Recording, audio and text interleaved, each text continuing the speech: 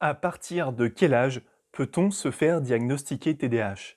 Bonjour et bienvenue dans cette nouvelle vidéo. Dans cette vidéo, j'aimerais répondre à une question qui m'a été posée qui est Arthur, à partir de quel âge peut-on se faire diagnostiquer TDAH? Alors, premièrement, il faut savoir que l'âge moyen du diagnostic par un spécialiste est de 9 à 10 ans. Deuxièmement, on sait également qu'il est difficile pour un professionnel de santé de diagnostiquer un enfant qui a moins de 6 ans. Pourquoi? Eh bien parce que les comportements que l'on va retrouver dans le TDAH, dans les symptômes du TDAH, comme l'inattention, l'impulsivité, l'agitation, etc., notamment le manque d'inhibition aussi, sont des comportements que l'on va retrouver chez la majorité des enfants qui ont moins de 6 ans. Et en fait, ce qui va différencier justement le fait qu'un enfant va avoir un TDAH ou non, c'est que ces comportements, qui sont tout à fait normaux dans une certaine tranche d'âge, vont rester ou vont disparaître à partir d'un certain âge. Donc si ces comportements restent, si cette hyperactivité, si cette agitation, ce manque d'inhibition, ce manque d'attention, etc.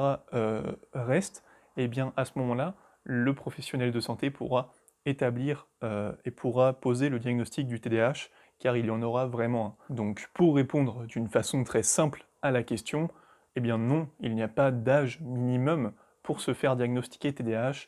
Par contre, voilà, généralement, les spécialistes du moins avec qui j'ai pu discuter et également les articles, les études qui ont été faites sur ça montrent que justement à partir de 6 ans, c'est vraiment là où on est certain que le diagnostic ne va pas être faux, entre autres, que le diagnostic va vraiment être réel, qu'il n'y aura pas de surdiagnostic.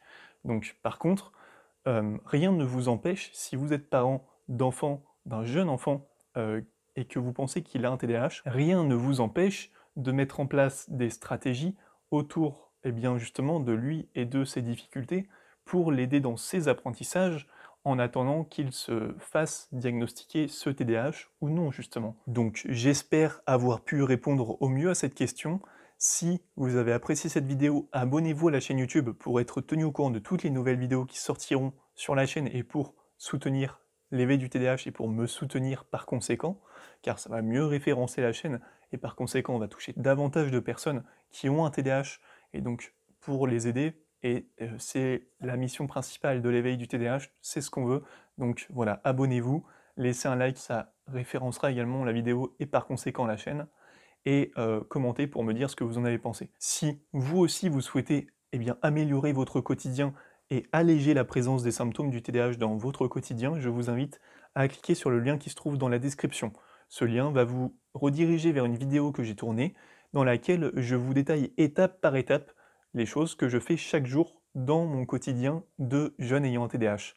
Et c'est ce qui me permet justement d'améliorer mon quotidien, de rendre les symptômes du TDAH moins envahissants et d'en faire une force.